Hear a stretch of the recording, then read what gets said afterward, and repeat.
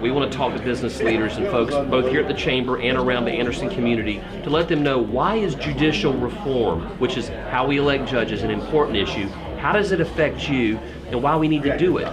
We believe that this issue is going to be taken up in the General Assembly this coming year, and this is why I'm here today, to raise awareness with people that it will ultimately impact. So there's three branches of government. You got the legislative branch, the judicial branch, and the executive branch.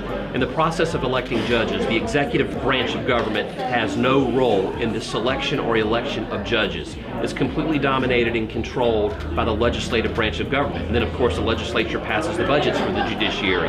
The executive branch of government, that is the branch where Sheriff McBride, that is where I reside. This is where prosecutors enforce the laws. It's where businesses go when they're being sued, they're being hauled into court, and they're appearing in front of judges.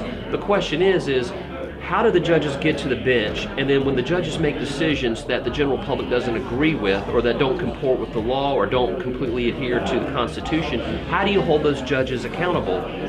You have to go to 170 members of the General Assembly. The problem is there's no one to hold accountable when a judge does something wrong. So what we want is the executive branch sitting at the table and being a part of that process. Everyone in the state gets to vote for the governor or against the governor, for or against the attorney general, but you only get to vote for one House member and one senator.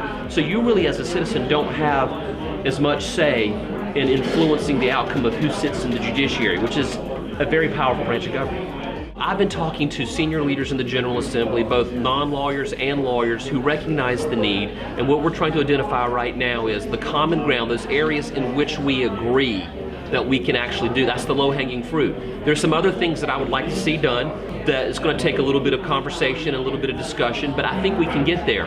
Right now in South Carolina, the way a judge is selected is there's this thing called the Judicial Merit Selection Commission. It's a 10-member commission. All 10 members are appointed by the General Assembly. 6 of the 10 members are sitting members of the General Assembly. And when people apply to be a judge, their packets and applications go before that 10-member commission. And then there might be 20 people apply. The commission picks their 3 favorite, their 3 most qualified. Even if everyone else is qualified, they pick their 3, and then the General Assembly votes on it. At no point in this process is the executive branch of government represented on the Judicial Merit Selection Commission. At no point do we get to weigh in. And if a judge does something incorrectly, there's no check on it. I don't want to besmirch or tear down the integrity of the judiciary. There are many fine judges, men and women serving. Bad processes can produce good judges, good processes can produce bad judges. We want a process that is transparent and accountable, and if you as a member of the public, whether you're being sued in your small business or you're a victim of a crime, if you don't like the byproduct of the judiciary, you can go to a governor or an attorney general or someone in the executive branch and say, I want changes.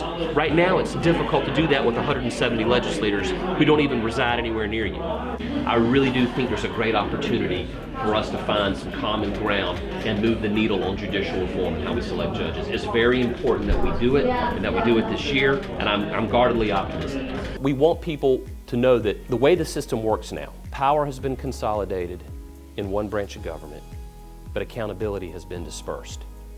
What we want is, we want accountability to go somewhere.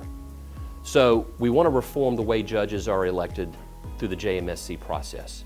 We would like to see representation by the governor on the JMSC, so that when candidates' applications are vetted and then they are selected, that there's someone who's represented by all the people having a say on that. I want South Carolina to be known as a state that where we have great men and women who are great judges. When they make a mistake, we can correct the mistake through the appellate process or through engagement through the process of selecting judges. But when the mistakes are so egregious that the system in place transcends politics, transcends parties, transcends personal preferences, transcends people who benefit from the power they have in the General Assembly. We want a system where the public believes, even when I don't agree with a judge's decision, that judge truly got to that decision not based on what they thought, not based on who was perceived to be influencing them. Sheriff McBride has been a leader on the need for judicial reform, and I really appreciate you, Sheriff, taking the leadership position you have on it. Again, this isn't just a law enforcement issue, this is a better state issue. Hold me accountable. If you think I'm doing things that are wrong, throw me out of my ear. Hold the governor accountable, hold the solicitor accountable, hold the legislature and the members accountable, hold the sheriff accountable, but also hold the judiciary accountable. And most judges, if you talk to them privately, will agree with the words that I'm saying right now. This is much about protecting people who practice law in the General Assembly from that perception as it is protecting judges, as it is about protecting the public. Everyone wins when we have these reforms.